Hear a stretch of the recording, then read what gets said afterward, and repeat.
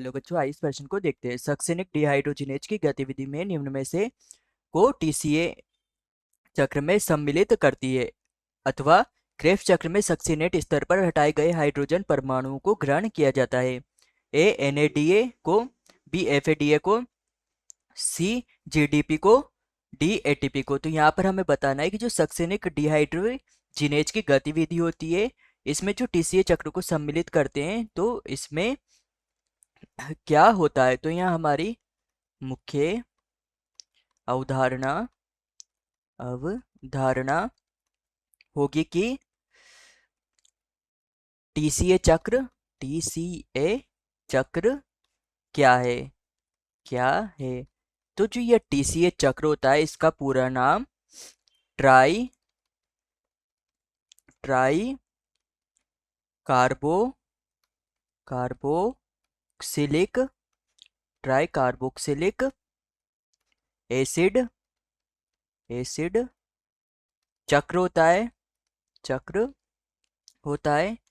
इसको क्रेब्स चक्र के नाम से भी जाना जाता है। क्रेब्स चक्र के नाम से भी जाना जाता है तथा यह वायवीय श्वसन में होता है।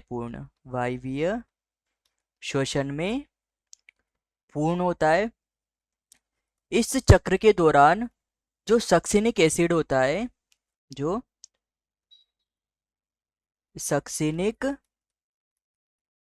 एसिड होता है, यह सक्सिनिक एसिड अर्थात सक्सिनिक अम्ल, सक्सिनिक डिहाइड्रोजिनेज सक्सिनिक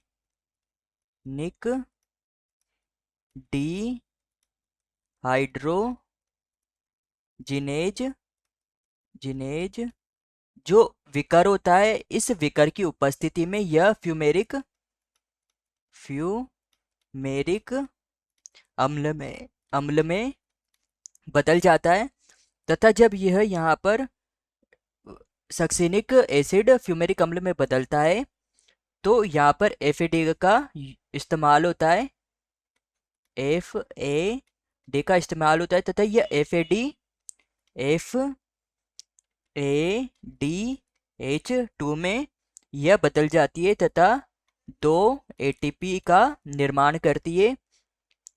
यहाँ पर जल का भी निर्माण होता है।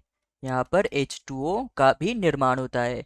तो यहाँ पर प्रश्न हमसे पूछा था कि सक्सिनिक डिहाइड्रोजिनेज की गतिविधि निम्न में को टीसीए चक्र में सम्मिलित करती है। यहाँ पर किसको, सक्सिनिक डिहाइड्रोजिनेज की गतिविधि जो ये होती है, सक्सिनिक डिहाइड्रोजिनेज गतिविधि अर्थात सक्सिनिक एसिड को फ्यूमेरिक अम्ल में बदलने वाली गतिविधि में यह किसको सम्मिलित करती है। तो यह एफएडी को सम्मिलित करके FADH2 में बदल देती है तथा 2 एटीपी का निर्माण करती है। तो यहाँ पर हमारे पास था ए NAD को, तो यह भी गलत हो जाएगा। बी था FADE को, तो यह हमारा सही उत्तर होगा बी। सी GDP को, तो यह भी गलत हो जाएगा। और डी था ATP को, तो यह भी गलत हो जाएगा क्योंकि ATP का यहाँ पर निर्माण होता है। तो यहाँ हमारा प्रमुख